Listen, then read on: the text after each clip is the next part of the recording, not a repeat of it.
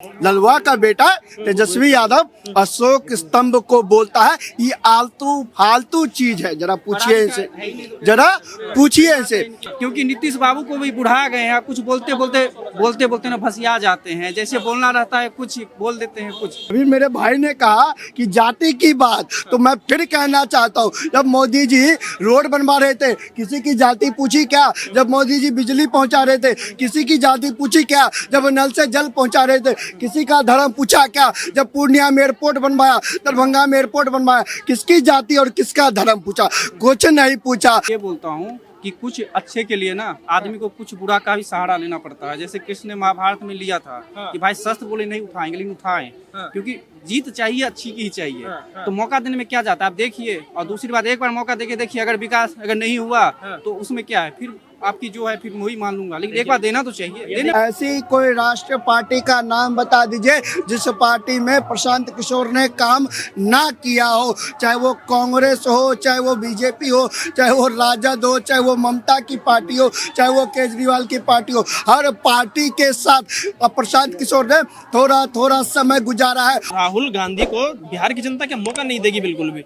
और जिस तरीके से बिहार में यात्रा कर रहे हैं, वोट अधिकार यात्रा की बात कर रहे हैं, कह रहे हैं कि ये जो वोट चोरी कर के भारतीय जनता पार्टी के ये मोदी जी जीतते जा रहे हैं, भैया वो लोकतंत्र बचाएंगे तो बिहार वाले लोग मौका देंगे नहीं देंगे? पहली बात, आप मौका देने की बात कर रहे हैं। मौका देने का मौका राहुल गांधी बिहार की जनता को कहाँ दे रहे हैं कि बिहार की जनता राहुल गांधी को मौका दे? भैया समझने की बात है, ऐसा कोई मौका राहुल गांधी बिहार की जनता को नहीं दे रहे कि बिहार की जनता राहुल गांधी को मौका दे। मैं फिर कहना चाहता हूँ, वोट चोरी का यात्रा निकालने के बाद वो कहाँ पाए जाते हैं? वो मलेशिया में पाए जाते हैं। तो इतना चलेंगे तो थकेंगे नहीं। भारत जोड़ो यात्रा, भारत जोड़ो न्याय यात्रा, उसके बाद वोट अधिकार यात्रा, थक जाते हैं, घूम के आएंगे, थोड़ा मसाज लेके आएंगे। शुभम जी, एक साल में 70 से अधिक विदेश यात्राएं करने वाला अगर कोई है राहुल गांधी जी है। बगैर बताए आधी रात में भागने वाला कोई है तो राहुल गांधी जी है। आप कह रहे बिहार मौका नहीं देती,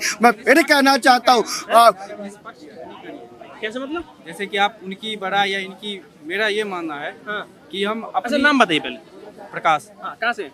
मैं बिहार से। ठीक है बताइए, बोलिए क्या बोल। मेरा ये कहना है कि बिहार में सबने वादा किया लेकिन पूरा किसी ने किया। अच्छा, तो आप पूरा करिए ना वादा, पहले कुछ यूनिक चीज करिए। जो वहाँ का मंत्री चाहे कोई भी हो, मेरे तरफ से बीजेपी हो या वो हो, कांग्रेस इसलिए नहीं बोलूंगा क्योंकि भाई आरजेडी आपको सबको पता है कि जंगल राज जब था तो 6 बजे के बाद कोई वो नहीं करते थे। जाति प्रथा अभी भी विशेषज्ञ है बिहार में, तो जाति नहीं होनी चाहिए। वो आदमी को लाओ जो कंपनी लगाए, जो कुछ दे, युवाओं को रोजगार दे। आज पूरे बिहारी इधर गाली सुन रहे हैं, कहीं मुंबई में सुने, कहीं कुछ सुने, जबकि उनके पास टैलेंट नहीं है। जबकि बिहार की हिस्ट्री वो है। आज कोई अगर अधिकार अशोक स्तंभ लगाता है ना तो उसमें बिहार की हिस्ट्री छुपी हुई है। अगर कोई नीतीश बाबू किए कुछ काम, नीतीश बाबू किए कुछ, कुछ काम किए, लेकिन कुछ ही किए, लेकिन कुछ ही है, वो अल्प मात्रा में है। अगर चाहे तो और कुछ कर सकते हैं, बदलाव होना चाहिए। देखिए बता रहे हैं ये बिहार से भैया, रुकिए सवाल ले लेते हैं। बिहार से भैया कुछ काम ही नहीं हो रहा भैया, तो बदलाव तो चाहिए। हम भी बिहार से हैं और उस बिहार, सुन लिए, हम भी उसी बिहार से। अभी मेरे भाई ने अशोक स्तंभ की बात करी कि जब अशोक स्तंभ लगता है तो बिहारियों के लगता है कितना माथा ऊंचा हो जाता है। लेकिन ललवा का बेटा तेजस्वी यादव, ललवा का बेटा तेजस्वी यादव अशोक स्तंभ को बोलता है ये आलतू फालतू चीज है। जरा पूछिए इनसे, जरा पूछिए इनसे। और इन्होंने विकास की बात करी, बिल्कुल मैं इनके समर्थन में हूँ। बहुत कुछ होना है भाई, इन्होंने तो कुछ ही का कुछ होना है। मैं कह रहा हूँ बहुत कुछ होना है, लेकिन उस दलदल से बिहार को निकालने वाला कौन है? नीतीश कुमार।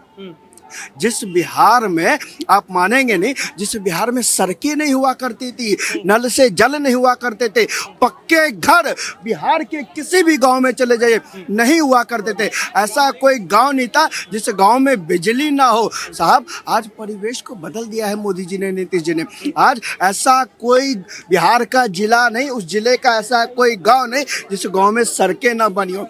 ऐसा कोई जिला नहीं जिस गांव में नल से जल ना पहुंची हो। ऐसा कोई जिला नहीं जिसके जिले के गांव में बिजली ना पहुंची हो। ऐसा कोई जिला नहीं जिस जिले में विकास ना पहुंचा हो। और पूछ लीजिए, सच्चाई है, ये सच्चाई है। अशोक स्तंभ की बात भी की तो इन्होंने बताया किस तरीके से तेजस्वी यादव बोलते हैं कि ये तो आलतू फालतू की बात है। आप कह रहे पढ़े लिखे नहीं है, तो अगर वो पढ़े लिखे नहीं है तो मौका कैसे दिया जाए? फिर जब आप ही को भरोसा नहीं है तो किसका बदलाव के रूप में किसे? क्योंकि जो निष्पक्ष हो, जो जातिवाद न करे, जो शिक्षा वही करते हैं। मैं अच्छा, कौन नहीं करता जातिवाद? जैसे कि अभी नए चेहरे प्रशांत किशोर उभर रहे हैं, उनका मौका देना चाहिए। और दूसरी बात, बिहार की पहले हिस्ट्री उनको भी पता होना चाहिए।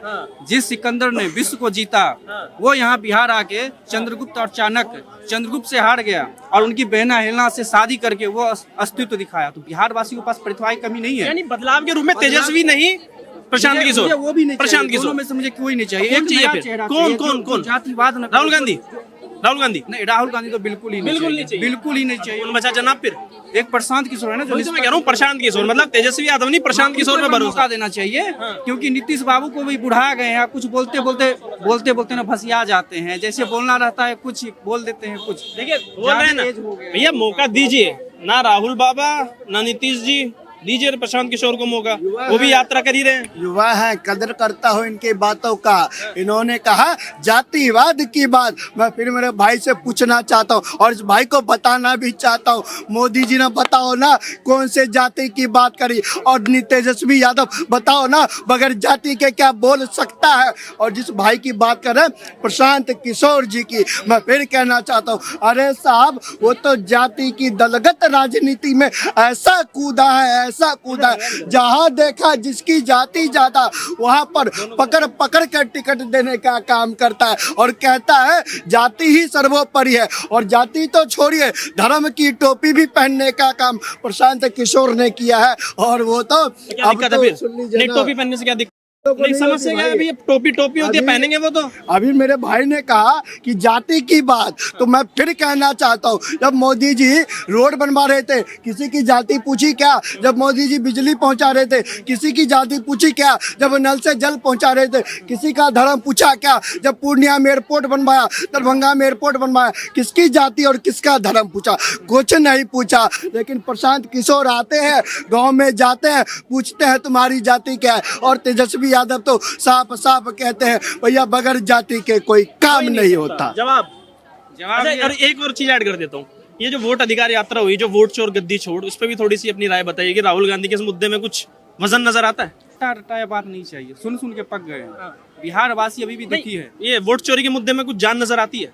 नहीं, जान नहीं नजर, सच्चाई नजर आती है। अब मैं ये मानता हूँ, अगर कोई अगर धर्म के लिए अगर हो रहा है ना, धर्म तो एक ही है, पहली बात ये मानना चाहिए, धर्म एक है, सनातन। और धर्म इसलिए उसको बोलते हैं सनातन। आप बोलेंगे फिर उसका क्या है, तो मैं किसी पे टिप्पणी नहीं करूंगा। नहीं, वही बात है ना, देखिए आप जो बोल रहे हैं ठीक है, वो हम समझ रहे हैं, लेकिन ये जो ये वोट चोरी, वो ठीक है, वो आपकी मर्जी, इंडिविजुअल चॉइस। लेकिन ये जो वोट चोर गद्दी छोड़, क्योंकि बिहार में जोर शोर से मुद्दा उठ रहा है, तो इस वोट चोरी के मामले में क्या सच्चाई नजर आती है कि राहुल गांधी के इस मुद्दे में सच्चाई नजर है? थोड़ी बहुत नहीं है, ये मतलब झूठ है। हाँ, ये झूठ है कि ये हमसे वोट किसी तरह आ जाए, उससे छीन जाए और लालू के साथ मिल करके सरकार बना।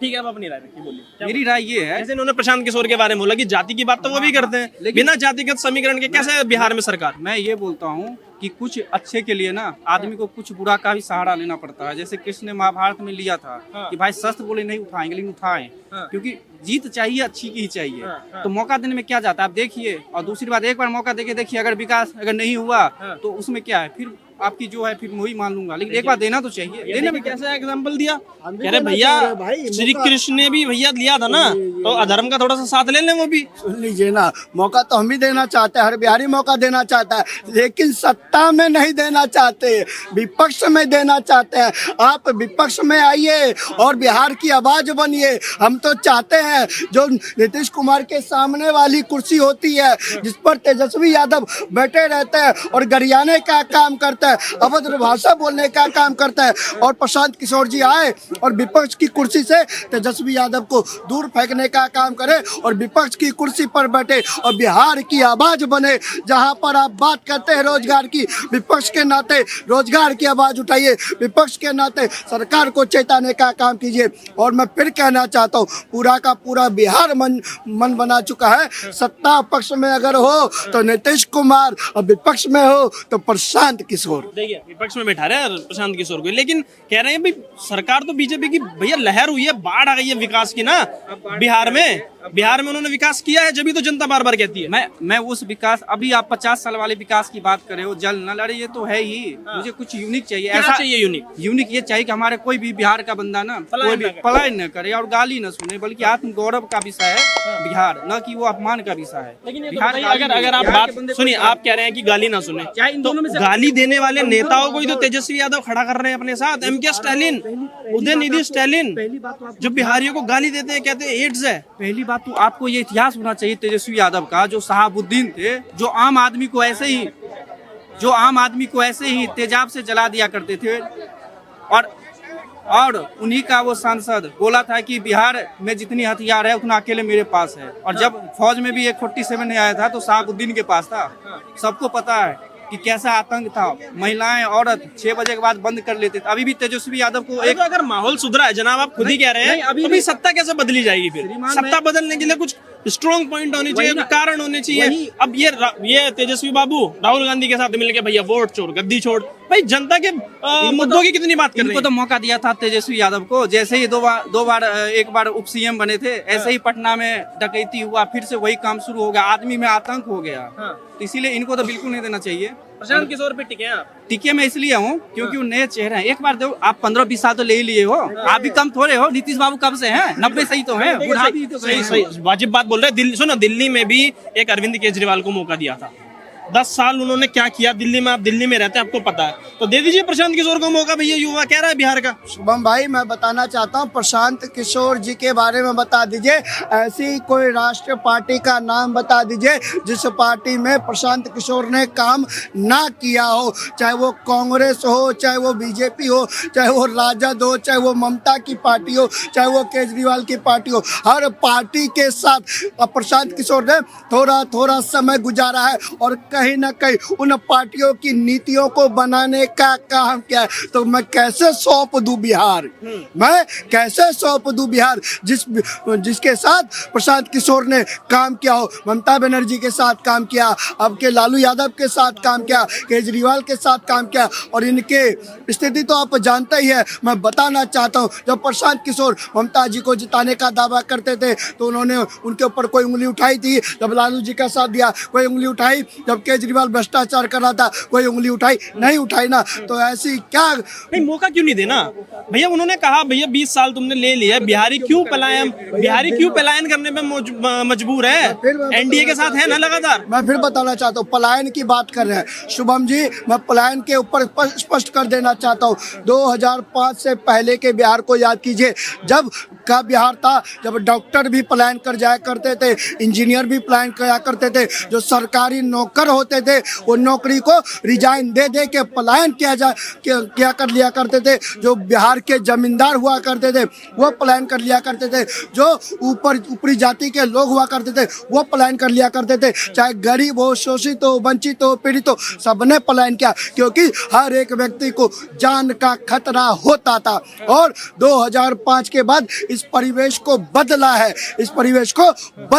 और 2005 के बाद 2014 के बाद कहीं ना कहीं पलायन में लगभग 90% की कमी आई है। और सबसे बड़ी बात है, अब हम लोग बिहार से चल के आए हैं, हमारे पिताजी लालू जी के टाइम पे आए होंगे, लेकिन अब अगर हमारा यहाँ निवास स्थान है तो क्या अब हम बिहार चले जाए? अरे भैया, हम जाते हैं आते हैं, तो इसका मतलब ये नहीं, इसको आप पलायन से जोड़िए। बिल्कुल, देखिए जवाब सवाल ये भी बनता है कि आपको क्या लगता है कि अगर प्रशांत किशोर आएंगे सत्ता में तो ऐसा कौन से काम है जो आपके मन में है कि वो होने ही चाहिए कि ये आए और ये करके जाए? और जो इन्होंने सारी बातें बोली उसका भी जवाब। जैसे ये यथार्थ रूप से बोले कि वो ममता के साथ दिया, हर सीएम को जिताया उसने, तो मैं ये मानता हूँ उनको तो अनुभव हो गया ना, इससे ज्ञान हो गया ना, उनको वास्तविक स्वरूप का पता चल गया कि भाई क्या दिक्कत है। तो इसीलिए वो पूरे को निचोड़ करके ना एक नई बिहार को दिशा दे रहे हैं। तो इस दिशा को सपोर्ट करना चाहिए। पूरे को निचोड़ देंगे भाई, भ्रष्टाचार खत्म कर दिया, जंगल राज भी मिला दिया, भ्रष्टाचार भी मिला दिया, करप्शन भी मिला दिया, न जाने कितने अत्याचारों को मिला दिया। और ये पूरे निचोड़ को समाहित करेंगे प्रशांत किशोर अपने भीतर, फिर पूरे बिहार को जंगल राज नहीं, महाजंगल राज में परिवर्तित करने का काम करेंगे। ऐसा मेरे भाई साहब कह रहे हैं, बताइए।